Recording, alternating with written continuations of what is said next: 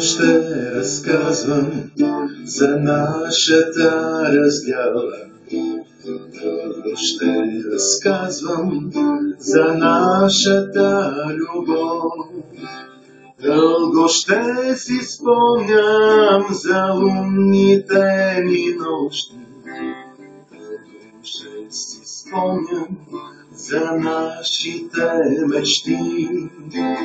Дълго ще си спомням за лунните ми нощи. Дълго ще си спомням за нашите мечти. С теб ще се срещнем в тихо майско утро. Ще потрепна струните в мен, но ти ще бъдеш майка, ласкаво повела. Малко палаво дете, но ти ще бъдеш майка, ласкаво повела. Малко палаво дете. Защо плачеш, мамо?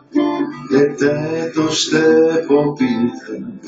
Защо сичичко гледа ни така?